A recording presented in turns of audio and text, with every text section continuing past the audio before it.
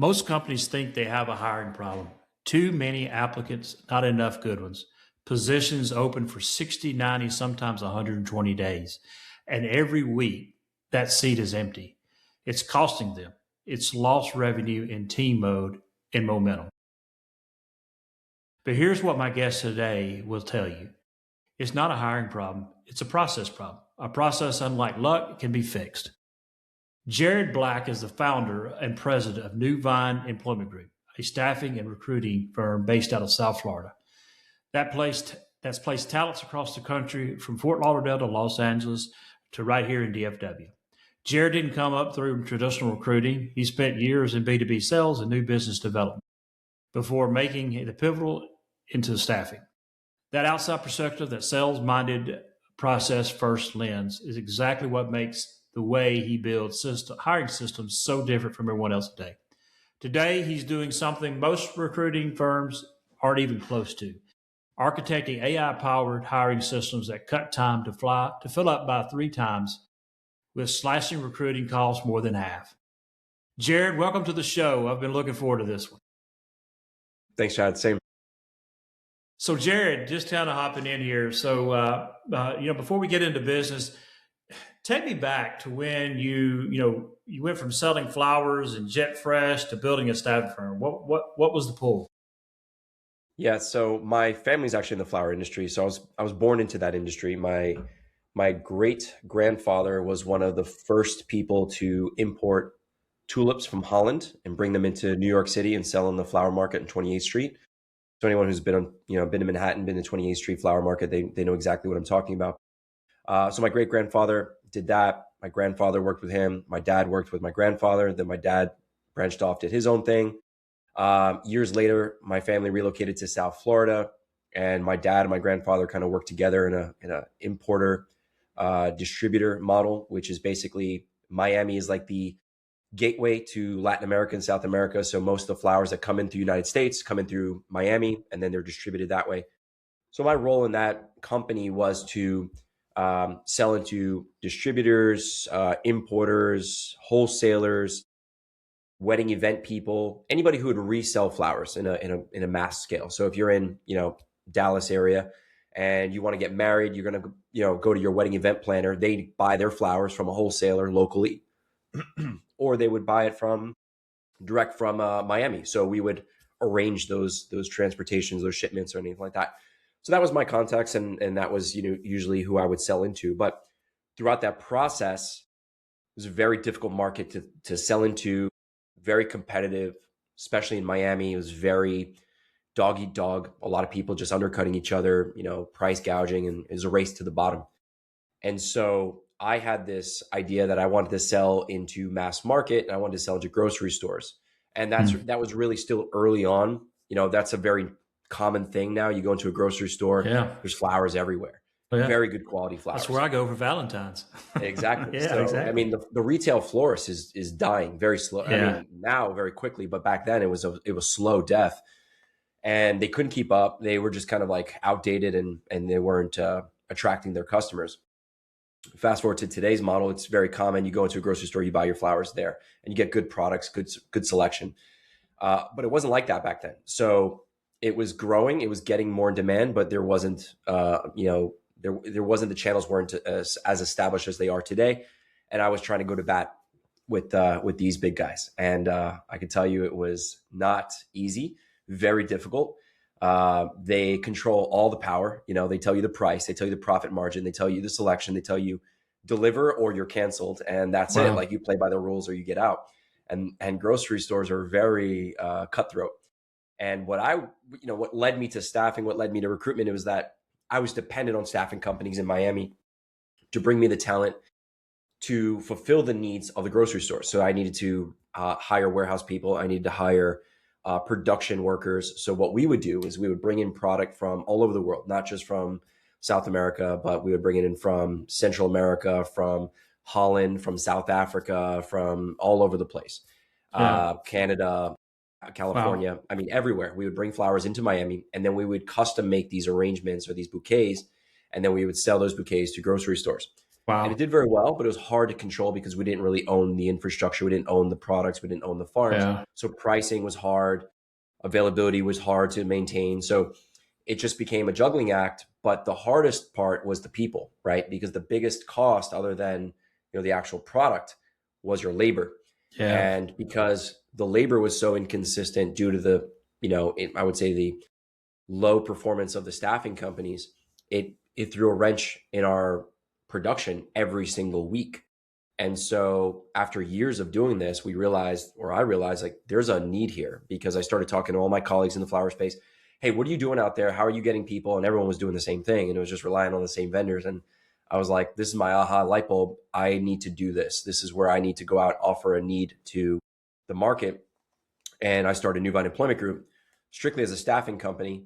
And I went out to all my existing colleagues at the time, and I said, this is what I'm doing. I know your business. I know the flower space better than anybody else, as at least in the staffing arm.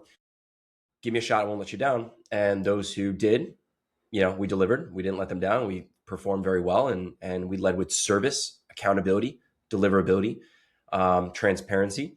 And these were our core principles. These were things that I found I needed and that I needed to deliver on. And so we were founded on those principles, and we delivered on that promise. And that's how we got started. And we've done very well. But our first 2-3 years were very, very successful because of that.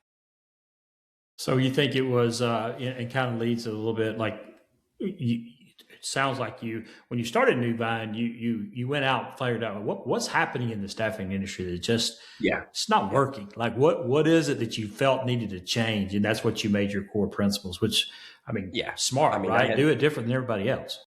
Yeah, I had people showing up to work with like a sticky note, and they would say just my first name on it. They had no idea what their job was. They had no idea Wow. what they were supposed to be doing. They would show up unprepared, without the right attire. They would show up without the right tools or without the right, equipment. They were working in 35-degree coolers with shorts and tank tops, and they would show up to work like that. Like they were not prepared or aware whatsoever. Yeah. They would get there, they would see the cooler, they'd turn around and walk right out. And so, I mean, just no accountability from the agency. Yeah. They were like, "Oh, sorry, that's best we could do," or "I don't have anyone for you. Sorry, too Wow. bad for you." So zero accountability, and you can't run a business like that. So something No. had to change. And it goes back to communication, right? Break a chain, communicating, and really setting people up for success. They're coming to you they need a job, they need a place to work, and they're coming to you to rely on you to help them with that. So, a little information in the beginning would help with those situations walking into where shorts on working at a cooler. Because It goes way past communication. I mean, yeah. communication is simple, but if you don't even care about the success of your client, Mm, you don't care about communication. So it's just a true. philosophy. Like these were businesses that were just operating off of, hey, I'm the only one here doing it. No one's going to challenge me. Mm, I have all these people coming to me asking me for the same thing. And, if 40% of them are successful, then okay, that's a win by me. And the rest have no other alternative. So they're just going to keep coming back. So it's kind of like in baseball where you can strike out 7 out of 10 times and you're still a good hitter, right? No, like that's not the case, not in business, especially in a business as volatile and as dependent on seasonality as flowers. Flowers is basically, you have Valentine's, you have Mother's Day, and maybe you have Christmas season. That's it. If you fail those 2 out of 3 of those holidays, your business is done. Yeah, that's it, right? So, walk me through what a typical hiring engagement looked like for your clients 3 years ago versus today. What's fundamentally changed now? What's different? Yeah. Well, fundamentally, everything's different. Everything's changed. Technology's different. Times are different. Demand is different. Labor, everything's changed. Back then, early days, it was very much, companies didn't have a clear, consistent way of attracting talent, didn't have a clear, consistent way of managing workers and keeping them coming back, because it was very unsexy labor type work. It was, grunt work, warehouse, production, Yeah. forklift operators, manual work. So that type of environment, it was just about the client focusing on their business, let us handle the people part, right? So we would get to know the client, we'd get to know the candidate, and then we would match the two. Who is a candidate that would be successful in that environment? Why would they be successful in that environment? What were the skills that they needed to have? What were the traits that they needed to have? what would make them be a long-term employee versus a short-term employee, who wants seasonal work, who wants long-term overtime work, right? So we got to learn about these things. We have to learn about the business. We have to learn about the candidate. And because we took the time and consideration to understand both parties, we were able to make a reasonable match, and those people had success in those environments. Fast forward a little bit, you inject more technology, and then you inject the speed for deliverability. You inject, better metrics for management. Why someone's working, and having success in this environment, why somebody didn't. So we change all of that. We look at all these different variables, but over the years, we've kind of developed what I call my 5-step signature method for hiring or for placing somebody within a business to have success. We call this a 5-step signature method to hiring A players. Now, today, we're more focused on traditional direct placement. Yeah. So high impact employees, people who are, skilled workers, highly desired, competitive positions or areas of knowledge. We still offer the staffing. The staffing is still a core service that we have, but that is just, I would say it runs itself, so to speak. We have our core business. We have our suite of products and services there. But the real sweet spot and the challenge, and where people are having a very difficult time in winning talent, is in that high skilled, high impact player. Yeah. Because the times have definitely changed. The labor market has definitely changed. So we look at our 5-step signature method, and we same principles as we were founded on. We look at the company, we look at the business, we look at things like core values, mission, key traits, skill sets, what the company stands for, and we look at the talent, and we marry those two. But we marry it in a way that is predictively successful. So no, it's really cool. So you talk about like bottlenecks. What is the biggest, I guess, when you're talking to these potential clients, you need to put staffing in those. What's kind of the common theme you hear from most of them? Because I would imagine you see some commonalities. Doesn't matter what industry they're in, bottlenecks that they have. So, for those listeners, like, what are some of the, because maybe somebody out there going, yep, I deal with that. Yep, I deal with that. Yeah. What are those kind of bottlenecks that you see that is pretty much commonalities that you see coming out? Yeah. I mean, just today I had a conversation with a client. I probably have this conversation 10, 12 times a week, but basically their process is broken. So most businesses, they just don't have they just fail to have a talent acquisition process that's consistent and that keeps up with today's talent market. So post and pray method, where everyone just goes to the job board, whether it's LinkedIn, Indeed, ZipRecruiter, pick your choice, doesn't matter. You post on a job board and you pray that the right person is going to find it. That is a failing strategy in 2026, doesn't work anymore. Barely worked in 2015, doesn't work at all in 2026. Essentially what you're doing is you're fishing in the smallest, least populated pond available, right? True, so true. The available talent there is just not the talent that most companies are looking for or wanting to hire. Yeah. So two things happen. Either one, they get no applicant traffic there, so people are not applying whatsoever. So now they're just reposting and just kind of hoping that this catches on somehow. Or it's the opposite, where they get too much application traffic, but it's the wrong applicant, right? Unqualified, unrealistic candidates who are just not a good fit for the company, whether it's experience or skill set or whatever the case may be. So now the client is now wasting precious man hours of sifting through hundreds of resumes who are just not qualified, or they're getting nobody and they're wasting time on that side of the scale as well. So both problems are different problems, but from the same process, starting with a post and pray. Yeah. So today's environment is just, you have to be good at going out and finding the talent and then engaging with that audience. Nearly 80% of the total talent market today is passive talent. So that means passive talent, they're working, they're performing, and they're not actively looking, but they would be open. So they'd be open for the right opportunity, but you can't rely on just active talent today. It's less than 20%, less than 25% of the total. That's a great point, because if they're good, if they're quality, right, if they're good, they probably have a job. They're probably working today. 100%. And so, 100%. You have to be able to reach them, because they're not, like you said, I think such a great point is, actively looking is there's very small, right? Passive, people that are in a job already, those are the ones that you're probably going to want to talk to anyway, right? So Exactly. So either you want somebody who's currently working for a similar industry, you want somebody who's working for a competitor, you want somebody who has recent experience in the vertical or in the problem you're looking to solve. All of that comes to the fact that you need to find someone who's currently out there and they're so busy performing that they're not actively shopping, right? Yeah. You have to find them, you have to identify that, and then you have to go engage with them. And you have to offer them something that they don't currently have or that they can't get at their current employer. Yeah. Whether it be an opportunity, a title, compensation, leadership, work-life balance, all the above. So true. So true. Because this happens all the day, all the time. Companies hire, they hire people, they bring them in, and it's just like, man, this is a really bad hire. So you talk about, you and I kind of talked before a little bit before this podcast is, reducing costs 60, you say, 60, 80%, I've seen reduction in costs. Give me a real example of what, maybe what that looks like for a company. Because if I'm hiring somebody and I've talked to you and you're like, hey, I can reduce 60, 80% of your costs probably in trying to hire somebody. And here's how I do that. Like, give me an example, like what that actually looks like. Because I think people would, ears would turn on. Like, tell me more, right? Yeah, there's a couple ways that we solve business. I'd say we would solve the pain point of mishires in one way, but we save money in another way. Both could be looked at the same way, but let's just say saving money wise. So traditional recruitment process, if you're working with an agency or recruiter, they're going to charge you recruitment fees. Oh yeah.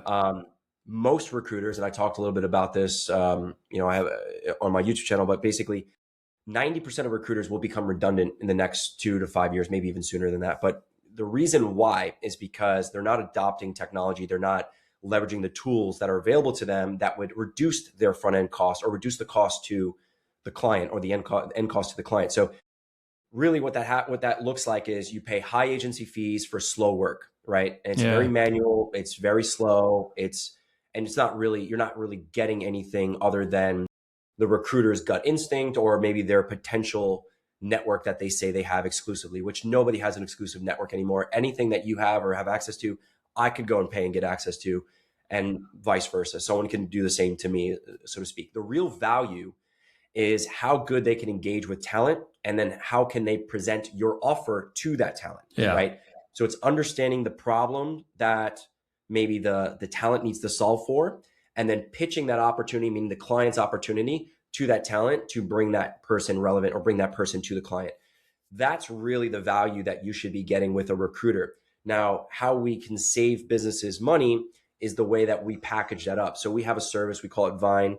And basically through that service, we leverage our proprietary AI software that we built out that identifies and discovers the talent front end, and then it grades and ranks that talent and then brings it into basically an order that our team can then just prioritize and reach out to that talent. So we're not wasting so much time, energy, and effort on the front end just doing discovery. We've already identified the talent in basically minutes. And from that point, we then can create a personalized outreach sequence that feels very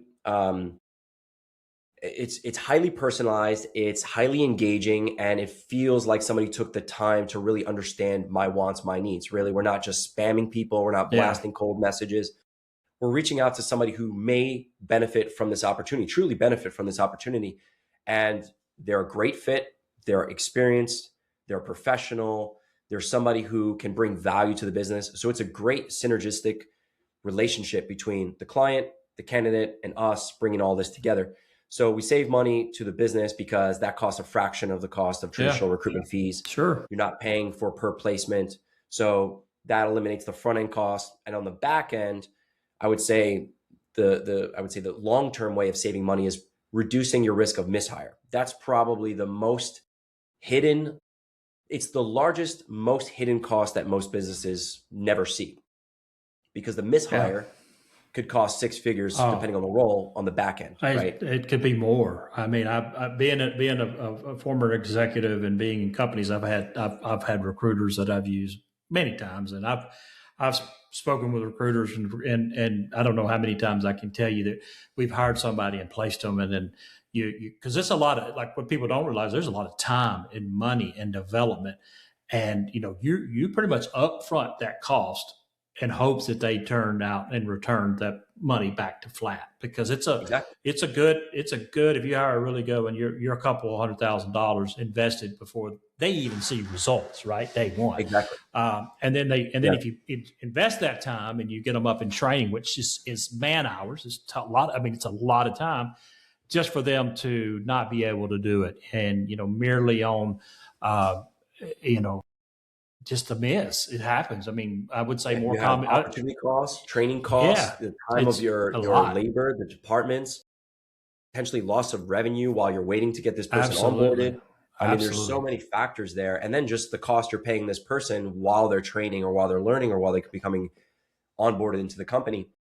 It's just, I mean, it's a massive number. I think the last time I looked at it, it's like somewhere between $250,000 to $350,000 on average Easy. for a regular professional, an average Easy. professional.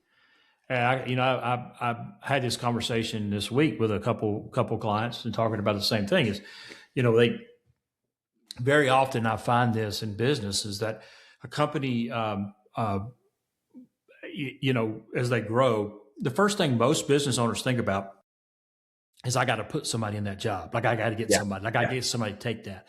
And then they go out and they hire that person, right? They bring them on, they pay them probably, a lot of money. And then it's like, they're over here doing what they've always done, because that's the process, that's just who their talent. And then the owner of the company, his vision is totally different. And very, very few times I find that owners go, okay, what is my core values? Who am I and what I want to be? And, we all have mission statements, but very rarely do they use mission statements. It's just a tagline. But what is your core? I always tell people, think about what your 4 core values are that you care about as a company. And then, I try to help people like you, like, build out your plan and your process before you go hire somebody, and say, here is my plan and process. Now I need you to coach it, rather than them trying to coach it where they're way off in another world and you're over here. It's like, it never works. It's like you're butting heads all the time. So I have like a cheat code for figuring out your core value, because a lot of companies, like you said, they have their tagline or their mission statement that's posted on their website. Yeah. That's garbage. Nobody gets hired by that, because most companies can't even recite it, to be honest. No, they but can't. Here's why I say, this is how you can figure out what your real core values are. Look at the last, let's say, 3 to 5 people in the company who've been promoted. Why were they promoted? What about them led to a promotion? That's it. Those are your core values. That's it. They're hardworking. They're disciplined. They're team players. They're customer considerate. Versus what gets fired or demoted, right? Showed up late, unreliable, unaccountability. Those things are your non-negotiables. That's and right. These are the things that you really stand for, because you're rewarded. You have rewarded this in the past. So that's how companies can really just solve for their core values in a very finite way, let's say. So true. Exactly. It's so true. Yeah. So, Jared, when you talk about AI, AI is big, and I know I do AI. I know you're involved in AI, and it's there's a lot of people that's a little scared of that. When did you start? I guess when you're looking at your company, when did you start integrating AI into your workflow, and what was the first moment that you kind of like, man, this is going to change everything? Like, I remember the exact moment. It was the day that ChatGPT went live and went viral. That same exact day, I remember seeing it and being obsessed with it. And then for that next week, I basically did nothing else except play with ChatGPT. And I was just like, this is going to change everything. Everything will change after this. And, I've talked a little bit about this in the past. Like, there's always been advancements in tools and technology, but this is like going from, like swords and knives to a nuclear bomb. Like, you can't, like, the jump is so significant that it's changed everything. And from that point on, and I'm not a technical person, I'm not an engineer by trade or anything like that, but I became obsessed and passionate enough to learn everything I could about AI. I tried to build something then, but I'm not a technical founder or anything. So I didn't really have the groundwork to really understand the development side of it until 2024. 2024 was when we had made enough advancements technologically wise to allow someone like myself who isn't a traditional engineer and isn't traditionally educated in software development to be able to build something and put it out into the marketplace. So around that time is where I was like, that's where I spent most of my time. I'm like, okay, how can I productize this technology and bring it to my customers? How can I give my customer a better service, better value by leveraging this technology? And by 2025, that's when we released Vine. Yeah. No, it's really, I'm not a technical person either. And I tell you, the amount of, I look at AI, and this kind of will lead into the next question, but I look at AI like this. It's here. It's not going anywhere. Whether you like it or not, it's here. You got to think of it almost like you, and this is going to age myself, but when the email, when the website, like the WWW web started, like the internet, like the whole beginning of that, you think about that time, and you think about like the amount of people like, what is this? I take that time and that feeling, compare it to where we are with AI today, but AI is about 15 times even more powerful than that was at that moment.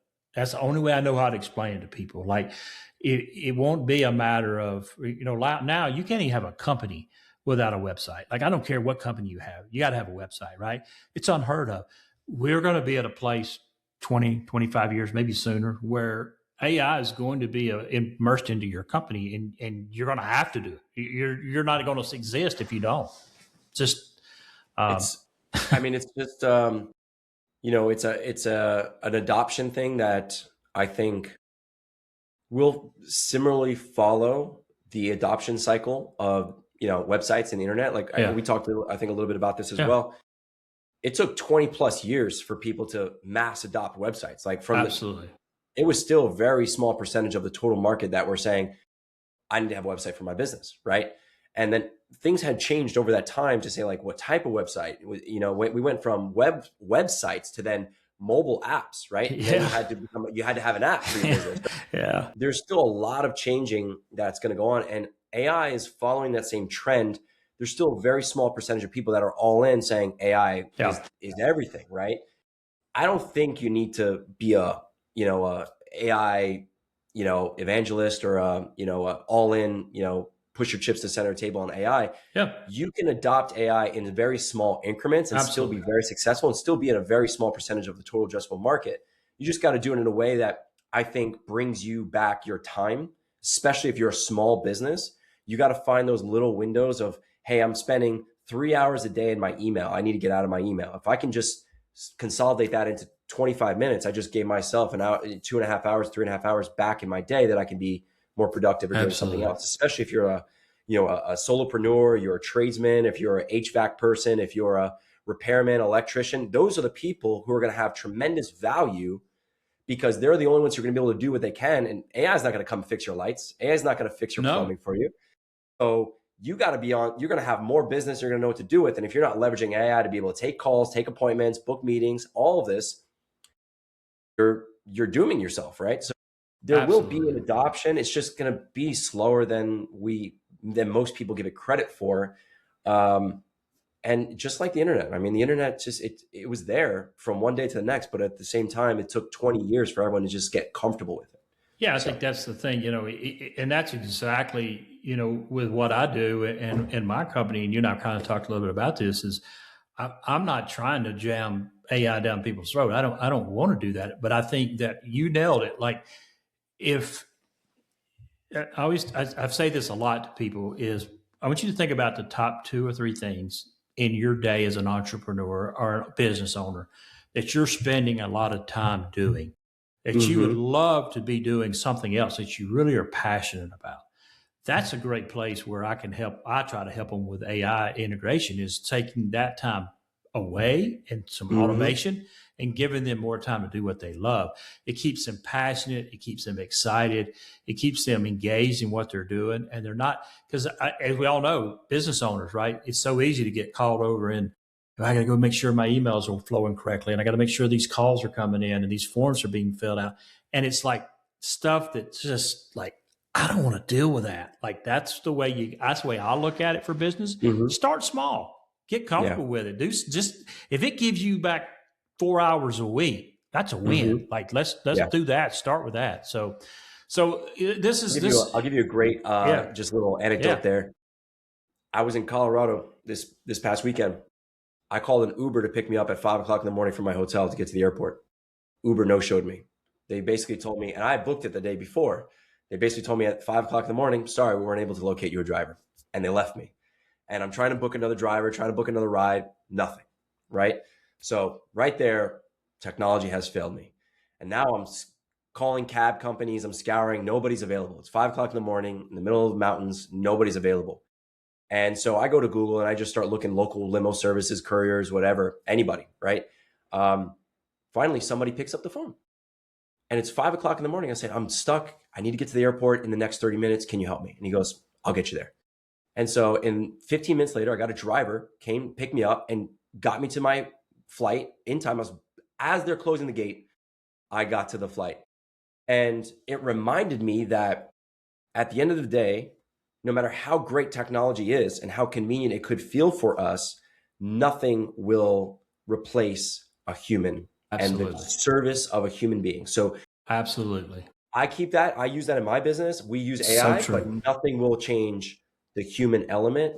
And because of that person, I gotta get that person's information and share it. But because of that person, I made it home. Yeah, and that's a human. That's a real person. No technology.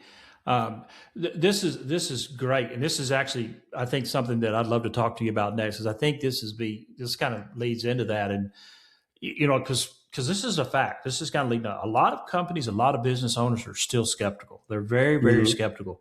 Yeah. They think AI is like hey, we're going to lose this human element. So I want to talk a little bit more about that, because I think you're right on that point that you're making there is don't think of it as replacing humans, because we'll never replace humans. We won't.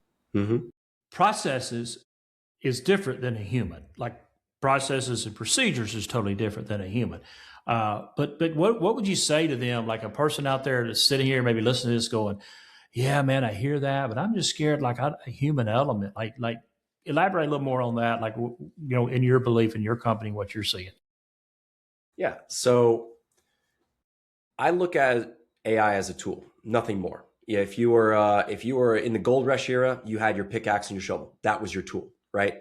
If you're a Formula One driver, you have all these engineers that are giving you advancements and changes to your car to make your car even better and perform better. It's a tool, right? And like any great tool, it can only be wielded by the person who's using it, right? Like if I don't know how to use a certain 3D printer, I can't make the product, right? If I don't know how to use a certain drill, I can't craft certain things. So it's just a tool. And what you want to do is you want to expand as a business owner. You want to have as many tools in your tool belt as you possibly can. Absolutely. Give yourself the best advantages. So if you're just kind of on the fence with AI, you don't have to jump in both feet. You can look at it from a test and see perspective. And what I mean by test and see is maybe you don't bring full AI into your business, but maybe you want to try one part of your business, or maybe you want to pick one task in your business, like you said before, that's draining your energy, and just solve for that. Or look at what your team is spending the most amount of time on, that's requiring extra man hours and labor, and solve for that. And so it's a good way to kind of get your feet wet and understand, like, is AI something that we can build on, or do we need to invest further on it? Do we need to do some more research? At the very least, you save yourself some couple hours a week, if not nothing more. At the best, you give your customers better value at a lower price, or maybe a more profitable number for you as a business owner. And you're going to deliver something that is going to be expected going forward. So when I say expected, I look at buying cars. Yeah. When you used to go to a car dealership, you'd have to sit there, get ready to negotiate for 2-3 hours. The car dealer was slimy and snake oily, and he was going to like get you. And you're like, I'm not letting this guy get me. But then the internet created basically all the information that you can gather in the world. And it gave you transparent pricing options, different dealers, different, availabilities. And you go into a dealership prepared. And if the dealer did not improve their sales process, meaning leave with service, lead with value, deliverability. Nobody bought their cars there, and they went in a different direction. They bought their cars elsewhere. And so they went bust, or they went out of business, or they were lost. So every tool will force every business, or every new technology will force every business to level up, because it will become the expectation. So if you're in a business, and whether you don't believe in AI, but your competitor believes in AI and they start leveraging AI, you have no choice now, because now the client is expecting this, right? Just like I expected Uber to be there, without a doubt, I expected that, because every other time I've ordered an Uber, it showed up, except for this time, right? So if you're in a space where your competitors are going to be leveraging these tools, you almost have no choice than to step forward and learn, at least learn, if not implement, learn the differences. Absolutely. Or create a differentiation that is so valuable and so unique that no AI can replace it, i.e. this person who picked up the phone at 5 o'clock in the morning and got me to my airport. Yeah. I mean, thank God he did, right? Or you'd still be in Colorado. We'd be having this call in Colorado. Yeah. So no kidding.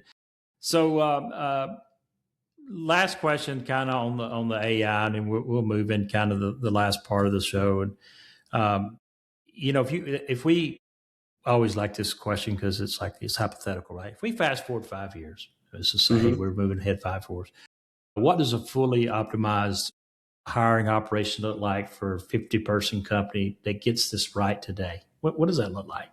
What do you think? Hypothetical. Is the 50-person company like a recruitment company, or like, how do you mean? Like an operation, like for like a, let's just say you're working with a company, it's a 50 people company, you're looking at some optimization. What would, if we moved ahead from today to 5 years, what does that look like for them? Can they expect kind of where this is moving? I think in the very near future, we're going to have many organizations that will be leaner, less people that are doing more high value, more impact work. They will be managing swarms of agents or swarms of AI workflows or AI automations that will do 60+% of their work, or 60+% of their grunt work. So let's think about, a mortgage company, right? You're writing underwriting deals all the time. There are underwriters who spend time analyzing deal. That will probably be eliminated by AI, right? Unless you have a senior underwriter who's basically overseeing agents of AI underwriters that are doing that task for them, right? So now what becomes the value of a mortgage broker? Is the mortgage broker value who writes the best deal, or who has the best access to different programs with different financial institutions, right? Who can understand different metrics, who understands the laws, who can get you different breaks on taxes or grants or whatever. That becomes the value. It's the service, right? So for me, the future, a 50-person company, let's say 5 years from now, probably does the work of a 500-person company today, right? Wow. Whatever that looks like. I mean, maybe manufacturing is probably an exception, but if it's a service-based company, or if it's something that provides a B2B service or a digital service or something like that, if there's not something physically needed, I think there's a 10x output from that 50-person team in the future. And when it comes to hiring, you still need to implement a human element, because you are hiring humans. You just need to be able to, 1, discover, 2, engage, and 3, attract. So if you can't do all 3 as a company, you'll always be losing to companies who can, and you'll kind of be fighting an uphill battle in the talent acquisition game. And like I said, I have a signature method to kind of like solve for that. But I share that with our clients, and companies are welcome to reach out if they want to know more about that. But that's what you have to do. You have to be able to discover talent. You have to be able to engage with them, and you have to be able to attract them. And you do this all the time. Even when you don't need somebody, you need to build a pipeline. If you always have a pipeline, like what drives me crazy is that companies treat recruiting like a one-off. They do. But if you look at sales, like if you needed to sell, you wouldn't go outside and hold a sign like I'm selling something. You would build a pipeline, you would get leads, you would pitch your products or services, and you'd have a sales flow, right? That's true. Recruitment is exactly the same way. You just have to build a pipeline, and you always are selling your opportunity, even if you don't need it. And the best thing you'd have is a demand, which is a a line of people who want to work for you or would work for you, and you don't have an opportunity for them, right? That's the best thing you could have. So true. So true. So, talking about you, your leader mindset and scaling. So, you're in. I mean, you're in the business of placing great people. That's what you Mm-hmm. do, right? Yeah. So, I have to ask, what's your own philosophy for building your internal team? What is it? I drink the Kool-Aid. Okay. Whenever I pitch Okay. to my clients, I do the exact same thing. Yeah. So here's my 5-step signature method to hiring A players. First, you want to solve for the X factor, understand the X factor. This is something that is unique to an individual relative to the job that you're filling for, right? Yeah. So what makes somebody great at their job, right? That's the X factor. Second, you want to verify skills. So just like anybody, they're going to go through an interview process. Most people just take the CV as truth, right? Like, oh, it's Bible. Who says it's Bible? It's because they It's gave it to true. you. Like that doesn't mean Yeah. they say what they say they can do, they can actually do. So you have to verify the skills. Either you put them in the environment, let them do a dry run, put them with the team, let them shadow something. You need to verify skills. Yeah. Then you want to get aligned on values. This is what I talked about earlier. If you're not aligned on values, nothing will overcome that. Meaning, Agree. if you are a Wolf of Wall Street type of environment and you have somebody who is not that type of person, they are going to fail. Yes. Right. And the opposite is true in any other case, right? So just if the values are not aligned from like what the company stands for and the culture that they have, the person is not aligned with those values, they will fail eventually. Absolutely. Absolutely. Fourth step is going to be personality assessment. And this is something that I've been pushing really hard the last 2 years. Personality, I think, is super, super important. And I have agree. I have my own testament to this. I've been tracking personality assessments for the last 3.5 years. So I have personality assessments on everyone that I've hired and the ones who've I fired, the ones who've quit, and the ones who are successful. And basically everyone who's successful and is still with the company and has been with the company for a long period of time, they all have the same common personality traits. And there are clues there. So you need to be tracking your personalities across the different team members. And personality traits can differ dependent on the departments they sit within. Absolutely. So skill sets in sales, personality traits in sales are going to differ from accounting or from operations and so on and so forth. So you want to track these things and understand, hey, here are the traits of successful people. Here are the traits of the unsuccessful people. We're going to solve for this, right? Yep. And then the last thing would be growth. You need to confirm what the growth track is. Meaning if somebody comes in and they say, I want to be SVP by next year, if you don't have an opportunity to give them SVP by next year, they will leave you, right? So if you're not solving for growth within the original hiring process, you're just setting yourself for a turnover in the next 12 to 24 months, whatever that looks like, right? So, and it's okay if it's a short-term hire. If you hire somebody and they say, hey, listen, I really want to go do my own thing in the next year, and they have a really valuable skill set, and you're like, I can use your skills for 12 months. That's cool with me. Come work with me in 12 months, you go do your own thing. As long as everyone's on the same page, like this person is supposed to be with us for the next 12 months, then that's fine. But if you think like, oh, I'm going to have this person as a lifer and they leave in 12 months, you're like, whatever happened? It's because you didn't verify the growth potential. Yeah. So true. Those are the 5 steps. I love it. Oh man, that's so good. So great. Great nuggets right there, Jared. They really are. So last part here we're gonna end up is I call it the rapid fire. I'm just gonna short, sweet. I'm gonna ask you a question, 1 or 2 sentences. Don't overthink it. Just throw out whatever comes to mind. So this will be kind of fun. So here we go. Are you ready for this? All right. Let's do it. Best hire you ever made and what made them stand out? I'm going to say internally. It's somebody that's still in the team. It's a few years ago.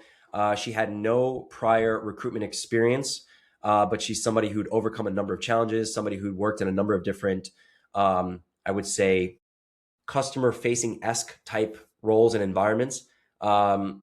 Just a really great personality aligned to the services that we offer, and she's continued to thrive and grow within the organization. And so what made her a great hire was I looked past the experience. I looked past the on paper experience and the past professional experience. I looked at what are the core values? What is the personality? What makes her special or unique to this organization? She has the X factor. And do we offer growth for her? Can she continue to grow and develop within her career that she's looking for? And can I offer that to her? And all those were a yes. And so we made that decision to hire her. And she's proven to be a great team member and a great hire. Awesome. Number 2. Biggest mistake founders make when they're starting to scale? The biggest, let's see, let's keep it relevant to hiring. So when you're scaling your hiring, I would say not really understanding what you need or what makes the hire successful. Yes. So the way I advise my clients is when you're looking to hire somebody, whether it's the first person or the 10th person, you need to understand their 30, 60, 90-day goals. If you don't know what makes that person successful in your eyes in their first 30, 60, 90 days, you're reaching and they're probably going to fail because you're just going to be changing your mind on them and pivoting every other day, so to speak. So if you don't know what they need to accomplish in their first 30, 60, 90 days, it's going to be a hard hire. Absolutely. That's so good. All right. Number 3, one tool you could not run NewVine without. Slack. Okay. Everything. Slack is central. Is my central communication hub. Like everything flows. Is it the greatest? I love it. It is absolutely one of the greatest tools. I agree. Mm-hmm. For a book of resources that changed how you think about your business, book or a resource, something you read, something you saw, kind of made you think differently about your business. I would say early on in my career, love Dan Martell's Buy Back Your Time. I think that's a great book for anybody who's trying to experiment with AI. He's really big on AI and you learn a lot from him. But if you want to read that book, it's a great place to start. The one thing really got me focused on, tackling project by project, not looking at, trying to drink water through a fire hose, so to speak. So getting really focused on one specific thing. And I would say Key Person of Influence by Daniel Priestley is also a really great book. And it's about, building a personal brand that is going to outlast and overvalue or outvalue your any business that you're a part of. So like you look at Russell, why am I blanking? Virgin is Brunson, right? Yes. Virgil Runson, I think is his name. Yes. We're butchering it, but Virgin, right? We're killing it. Yeah. I'm literally destroying my point because I can't think of his name right now. But the point is Richard Branson. Sorry, I don't know why I went Russell, but Richard Branson, Virgin, right? You don't think of the company first. You tend to think of the person first. And there's a lot of different examples for that. Like you think of George Clooney, or you think of any other celebrity, but the personal brand tends to outweigh the business. And that kind of changed my thinking around how we brand and market ourselves. That's great. That's great. Well, we are coming to a close here. This has been fantastic. So I really appreciate your time here, and kind of in the end, I mean, I'll probably cut it right there. So we just want to finish up with you. So you did great. It was awesome. I hope, did you enjoy it? Was it easy for you? Yeah. Okay. Yeah. I tried to solve really good conversation with you. So, so as we end, I always kind of like this little last part. I try to flip the lens a little bit, like for you. So before I let you go, I said I like to flip the lens. I want you to kind of tell me, if you spend your day solving problems for other business, and I'm generally curious what that looks like on the inside of yours. If you're doing it all the time for somebody else, what does that look like inside your own? What does hiring look like inside my own? Yeah, like for you, you spend a lot of your time, solving problems for other businesses when they're coming to hiring and things like that. Yeah. What does it look like, for you inside your own? Like, what do you? I guess my question is take me. This is not going to be on this, but just kind of a little bit like what that looks like for you. For me, I'm always, kind of like we just talked about, buy back your time. I really believe in that. And so I continue to look at places that I'm spending a lot of my time, and I evaluate, are these high value tasks? And so, like just recording a YouTube video, like how can I make that process more efficient, right? Yeah. How do I come up with the ideas faster? How do I write the script faster? How do I edit that script? How do I shoot? How do I produce? And so I'm looking to leverage those things, leverage technology, leverage automation, feedback loops, whatever, to buy back my time and give myself more time to focus on other things. So I used to spend a lot of time recruiting. I used to spend a lot of time in sales. I kind of eliminated all of that, automated as much as I could, or hired people that needed to do the task.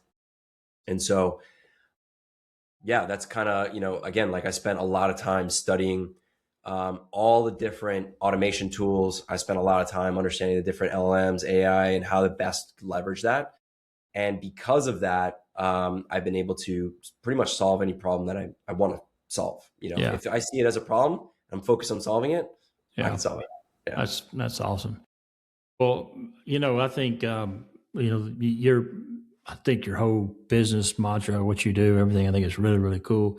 I think you and I align a lot on some very similar on belief and processes.